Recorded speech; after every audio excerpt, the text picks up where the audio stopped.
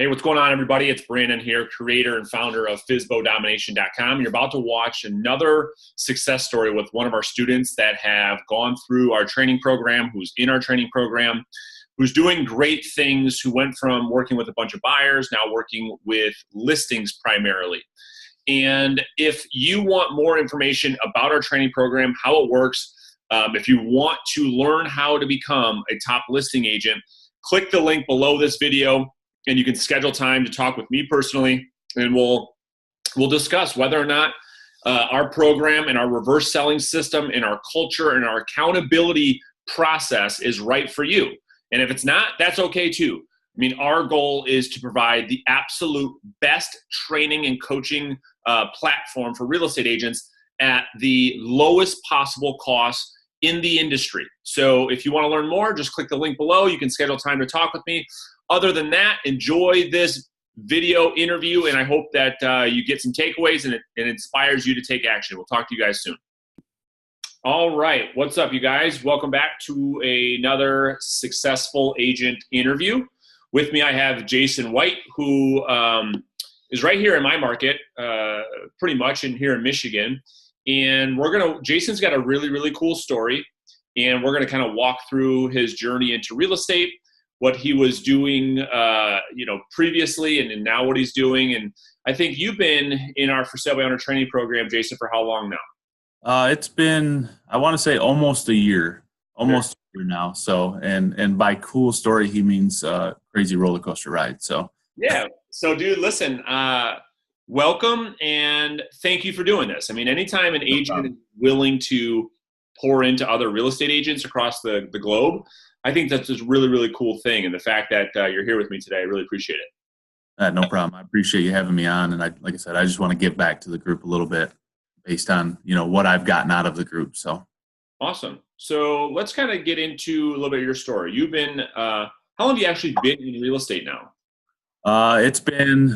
It'll be 2 years in March. So not even 2 years yet. Okay. Very cool. And, what's your experience been like? I mean, so you've been in it for 2 years, like you said, there's been a roller coaster ride. Kind of walk us through what that's been like. Sure. So it was actually a long time coming to get into real estate. I was actually working as a high-level supervisor at a Fortune 200 company, and it was very demanding. So for a couple of years, real estate just kept calling my name. And I thought to myself, I can't do that. I can't step out and go full commission when I have this nice salary position, So, but after a while I gave in. So for almost a year, actually it was over a year. It was for 14 months. I worked full time as a supervisor at this company while doing real estate part-time, trying to just build my base.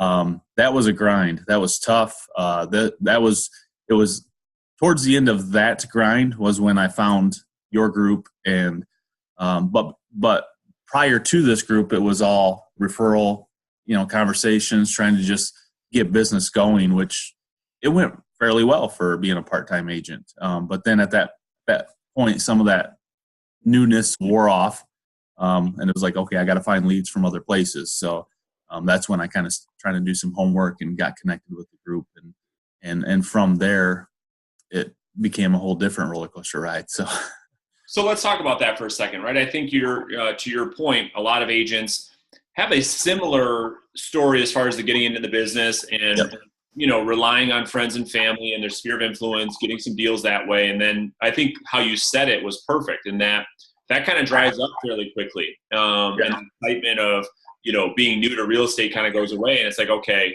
here's reality. Like, how do I actually grow and scale this real estate business? And so, let me just ask you this, though, before you dive into what your business looks like now. Yeah.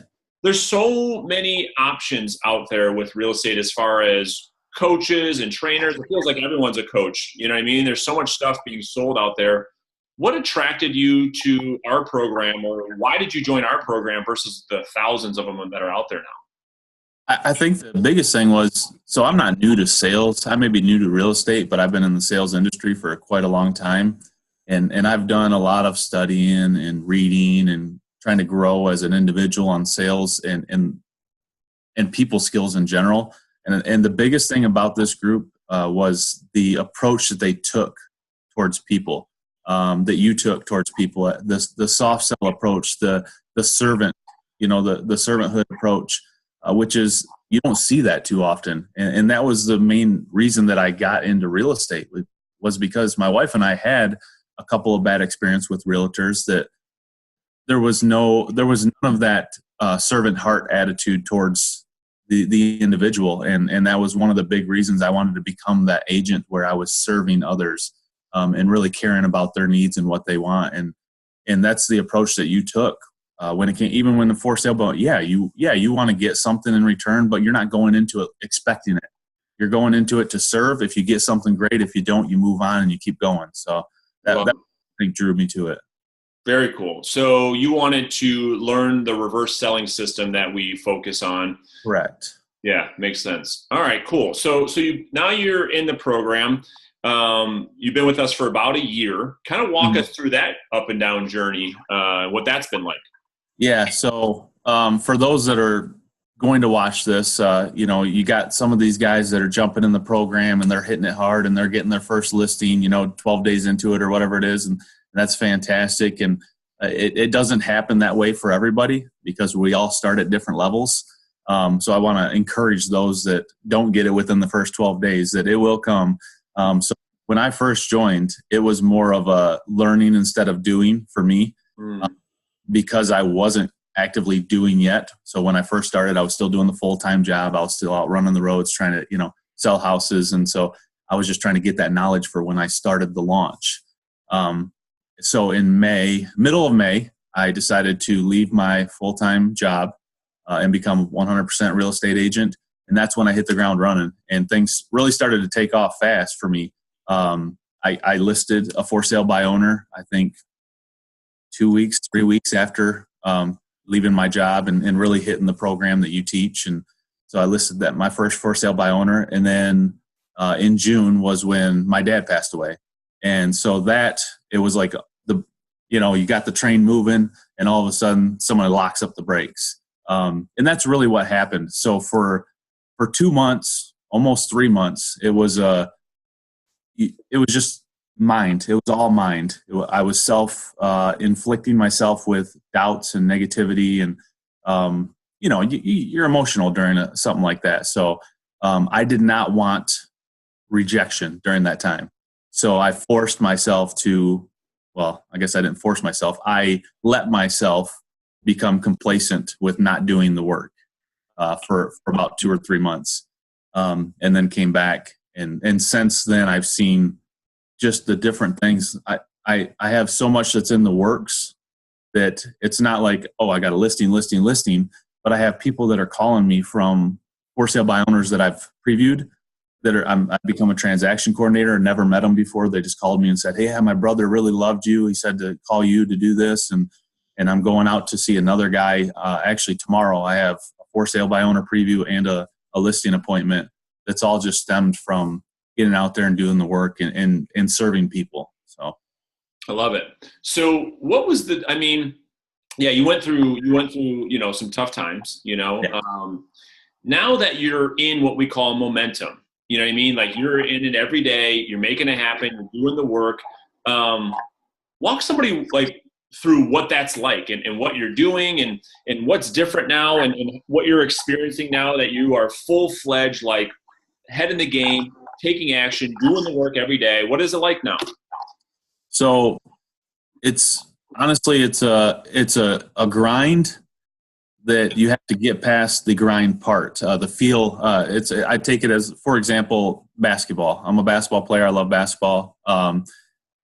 Every winter you get back to, or fall, I should say, you get back to playing basketball, because during the summer you're typically not, or whatever, when we play winter leagues in the gym, but you get back to playing, and for the first probably 4, 5, 6 weeks, you just hurt after you do it, right? But you have to do it to get to the point where you can actually compete with the other players. And that's kind of how I felt. Was it hurt to do it. It hurt to kind of let go of what was holding you back and just get on the phones and talk to people, reach out to people, serve people. And it will hurt even for those that aren't going through a tough time. When they start doing something out of their comfort zone, it's gonna stretch you. But that's the only way you can get better. And so for every day, it was just kind of like, get better, get better, get better. And I'm still there. I'm still trying to get better, still trying to do the right things day in and day out, without, the distractions, and trying to eliminate those things that you easily accept and that you allow them to pull you away from your business when you shouldn't. So because the end result is that's where you want to get to that end result. Anything worth achieving is worth the pain to get there. So I love it. That's a great saying. And, one of the things that we talk a lot about in the training is this thing called the pain pendulum. And pain being, getting up on time, working out, eating right, prospecting when you're supposed to prospect, getting up and doing the hard stuff, doing the work. So that's how we relate to pain. And what we talk about in the program all the time is pushing that pain as far as you can over here, so when it swings back, we can experience the success that comes from that pain. And that's essentially what you're talking about. Is that right?